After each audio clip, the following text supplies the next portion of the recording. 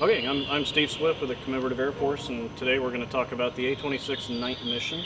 Just a quick walk around of the airplane. We'll get started up here in the front. Just like any other airplane, you have a pitot tube for airspeed. We just have the one here on this side. Originally they were in a little bit different location because this airplane was modified to be a corporate airplane in the 50s. Just a little bit of background on it. The airplane was a trainer during World War II and it never saw any combat. It was built in late 1944, so it was a fairly early airplane as far as A-26 production went. And then it was surplused and converted into a transport airplane in the early 50s by Grand Central Air Terminal in California. And so we'll talk about a little bit more of the mods and what they did. But this was one of the first corporate A-26s. So this airplane was converted into a corporate airplane by Grand Central Air Terminal in California in the early 50s, and then it was basically a corporate airplane for the next 20 years or so. Barnwell Drilling out in Shreveport owned the airplane and flew it quite a bit. And then after that, we're really not quite sure all the history of the airplane, but we do know it was a drug runner.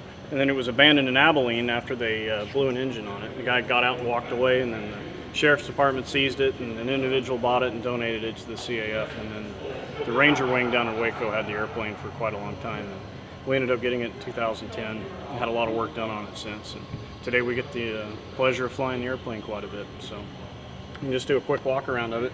The B model nose here has the guns, and of course there's great storage up here for luggage and things like that, so that's what we use it for today. But originally you had 850 caliber machine guns with all the ammo up in the front here. Pitot tube, couple of antennas down here, just normal things on any airplane. Nose gear on this airplane for towing. You have to disconnect these torque links here, and it has a little spring, keeps it up out of the way. So that's a really important thing on an A-26. You want to reconnect the nose gear scissors before you go fly. Just up inside of the wheel well here, we have a gear pin. It's attached to this flag just right here. So that gets pulled out before flight. And then any normal checks are done up inside for condition on anything. Then I usually come around to the exhaust and check that. It's pretty important on this airplane. You can see it's literally an inch away from the airframe. And it gets kind of messy. It's A-26s, it's just what they do. But you want to make sure these are tight. It's very important. So you can pull on them. The ones you can't reach, you can push on them with a stick or tap on them. They make that solid sound and they're good. The cowling on this airplane is pretty interesting. It's just two pieces. And it has a bunch of hooks and a camming mechanism to hold them together, both on each side. And then that's locked down with this nut, and then it's safetied with this right here. So you always want to check to make sure that's flush. So that's pretty important. Oil cooler inlet scoop and oil cooler exhaust. Another thing you want to check for in this airplane before flight is to make sure this door is open, or at least halfway open. Otherwise your oil temperatures go through the roof after takeoff. Gun barrels for condition, landing light condition. The rest of the wing structure, it's pretty straightforward out here. Fabric. We have a servo tab, trim tab here on this side. It's a trim tab on the left side only. This one does not act as a trim tab, just on the right. Flaps for condition, these are electric. Make sure they're faired properly. Then we come up into the wheel well here. We typically disconnect our batteries in the hangar just in case, so anyone who happens to get upstairs and hits a switch on accident doesn't move anything. So it's just a safety thing that we like to do. You check your fire bottles, condition, just about anything you can see up inside of here. And then there's gear pins on the back side. They're a little hard to see from where you're at, but we have a gear pin for each main. It's a pin that goes through here, and it physically blocks the gear from retracting. So that's another pre-flight item. We store a tow bar right here. And this was the original life raft hatch. It's kind of unusual. You don't see that in many A-26s right here. It's actually, this is the back side of where the raft would be. The hatch is up on top. So. Okay, checking inboard flap here. We got indicator marks roughly for about 20 and 38 degrees. We don't use all the 52, which is what they originally had, could go down to. You'll see on the K model, there's an actual switch to select either 38 or 52, because if you had ordnance on the wing, on the hard points, you didn't want to go down to 52 because they'd actually hit the tail end of the ordnance back there, so that you have to block it out at 38 if you're flying a K model with ordnance on it. Kind of important. Originally there was a door approximately here. That was removed and a window was put in during the corporate conversion. along with this door.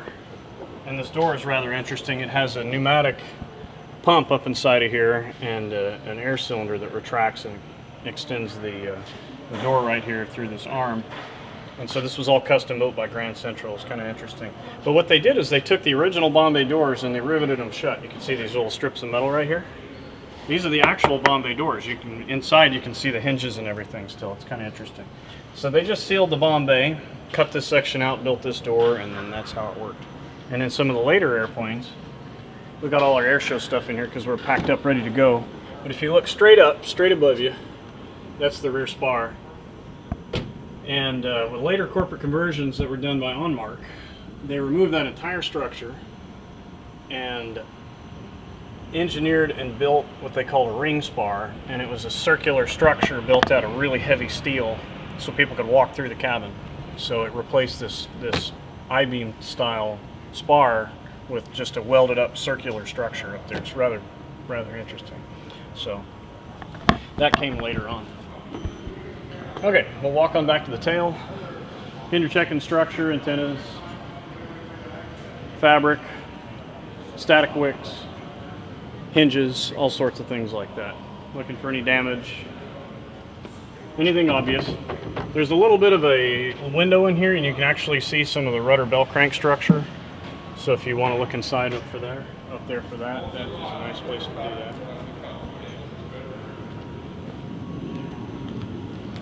Mirror image of the right side here. More windows for the corporate conversion. Again, these were not original. And speaking of originality, you can see the turret shell that we have up on the top here. That's where the original remote turret was at. And there was a pedestal with a periscope and a gun controller. And the gunner would sit in the back section right here, and there'd be a periscope that ran all the way up and top down in the back here. It'd come out the bottom and out the top, and he could select which side he'd look through and remotely control these turrets. There was another one just about right here. And yeah, you can kind of see it. This little row of rivets right here, that was for the fairing on the turret right there. So that's all that's left of it. It's just some of those. It's all been reskinned down here. So there was a bottom turret along with his top turret. He could select which one and then look through the periscope either up or down and select the turret he was going to use. So left wheel well, pretty much looking at the same thing we are on the right side. Condition, flaps, and our trim, servo tab out here. Tires, you always want to make sure that you don't have any cuts or low inflation, that kind of thing. And again, A-26s just get nasty. They really do. We try to keep it clean, but this is just a couple of flights worth right here. Okay, so here's the business end up here, and it's laid out really well. Originally, this was designed as a single pilot airplane, and then you had a navigator in the right seat, and he'd help with, you know, whatever the pilot needed. But it really was a single pilot airplane, and this thing was converted to have dual controls. The only thing you don't have in the right seat are brakes. You can see the rudder bar down there. Unlock the controls. All you have is a rudder bar, so there's no brakes. So when a co-pilot's flying the airplane, you have to give it to him on the runway and then take it back again after landing. But everything's set up so the left seater can pretty much reach everything. And again, this has been modified. And in the C model, you'd only really have about half a panel right here, so you could crawl through and get up to the nose. So that's one thing that's kind of different here. But I guess we can just start at the top and work our way down. This is the emergency release for the canopy here. If you had to get out of the airplane and say you were on the ground and you had to get out, you could pull this handle and then you just kick these canopies off and they just fly right off. It just disconnects the pins here and down and on the sides, and you can open it up that way. Originally you couldn't get to the airplane. Well, you could, but the original way to get up inside of the airplane was there was a ladder down on the outside. There was a step in the nose gear door, so you'd step on that and grab handholds and climb up the side of the airplane and come down through the cockpit.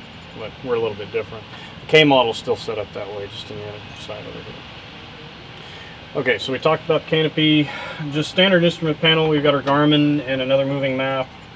Modern avionics, it just makes things a lot easier for us. Center pedestal up here, we have an emergency air brake if we lose all our hydraulic pressure and we can't brake.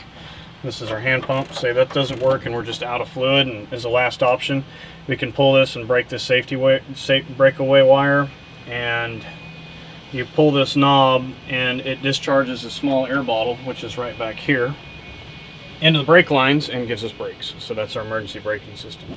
This is the control lock right here. So it locks the throttles, ailerons, rudder, and elevator. Push down, disconnect. This is the blower shift. We don't use this anymore, so it's not active, but it will change the impeller speed in the engines and give you better high altitude performance. We just never use it. Oil cooler doors. Originally there was an automatic function, and that's been disabled, so we have left side open and close, right side open and close. We have boost pumps for the aux tanks, boost pumps for the main tanks. And like we talked about earlier, the main tanks are in the nacelles, and the aux tanks are 100 gallons each, and they're just inboard of the nacelle on the center of the wing. So we have our throttle, prop, mixture, just standard like any other airplane. Trim. One thing I find very interesting about this airplane is you don't get large trim changes with speed changes. So if you speed up 80 or 90 or 100 miles an hour, I mean, you may move the trim wheel that much. It just doesn't need much. In a B-25, if you're in a dive and you speed up, I mean, you're just trimming like crazy like this. And this thing, you barely touch it. It's incredible how they designed it. We have a flap switch here, just an electric flap, up, down, and neutral. This is the gear handle. You have a down, neutral, and up. There's a little pin here. When you turn the power on, and we don't have any batteries right now, but when you turn the power on, this pin retracts when the weight is off the gear, and then you can select gear up. This is the carb air doors. They have hot, intermediate, cold, smoke pump, and our fuel selectors for left and right. We have main and aux. Fuel crossfeed, and then we have a rudder trim, aileron trim, and this is a hydraulic emergency selector there. So if you have to do an emergency gear extension, that's what that is for. There's a procedure for that, and it's a little bit lengthy, so I won't get into it. But to extend the main gear, these two handles here, somebody pulled one out. You literally pull on these as hard as you can, and it releases the up latch. And with no hydraulic pressure, the main gears fall out. And then there's one down here by my right knee for the nose gear. Just conventional rudder and brakes. This airplane, like many, was converted during its corporate years. It actually has DC-6 wheels and brakes on it, and it's just much simpler, much more effective, and it's a great system. The original brakes on an A-26, there were, I believe, two different styles, and the one you see more were the B-25 style brakes, and they're real twitchy. So these are really nice to have. So it's a good feature for this airplane. Do those brakes give you feedback versus the B-25? I've heard you don't have any feedback. So you don't. Okay. You're pushing on a spring in a B-25, and this you get great feel. You get a little grab at first, but you definitely get some feedback. They're much better brakes especially for this airplane. How light or heavy are the controls? They're not too bad. They're heavier than a B-25, and it's a function of speed. Elevators are always really good. At any speed, I've found the elevators are very effective and pretty light. Rudder is excellent. Ailerons start to get a little bit heavier when you speed up. I mean, you can, if you're doing 275, 300, you really start having to crank on this thing. So ailerons are pretty heavy and they're pretty mushy. You got a lot of weight in those wings, and the roll rate's not that good on this airplane. But all the rest of the controls are very well balanced. But overall, it's a very nice flying airplane. Just real honest, really simple to fly. What's your fuel burn? We planned for 200 gallons our first hour, and then about 170 to 180 gallons every hour after that. And we've had it back down to about 150 an hour. And it just kind of varies depending on what sort of power setting you're running and what weight you're at. If you're heavy, you're going to run a higher power setting, because this airplane likes to go fast. It doesn't like to mush around going slow. The wing was not designed to go slow. So if you run a low power setting and you're loping around, you're going to burn more gas per mile, because the airplane's just mushing along, and you're dragging it through the air rather than letting it do what it wants to do and fly fast. So I like to run it at a higher power setting, and 30-20, it just seems to, the airplane really seems to love it, and it just cuts right through the air. Any unique stall characteristics of it? Not really. I've never done any aggressive stalls in it, but the tail starts burbling on you, and it tells you when it's about to go, and it doesn't tend to drop a wing too much. Like a lot of these airplanes, you don't ever want to use your aileron in a stall, because that'll cause a wing to drop really bad, and that can get kind of interesting. So if you're stalling the airplane, use your feet, not your hands. So, but overall, you know, very, very, I think, docile stall characteristics. It tells you when it's about to do it.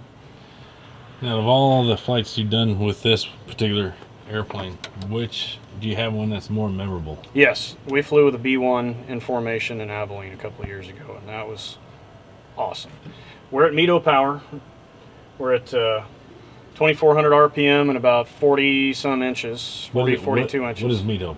METO means maximum except takeoff. So that's the maximum power that you can continuously operate the engines at and not do any damage to them.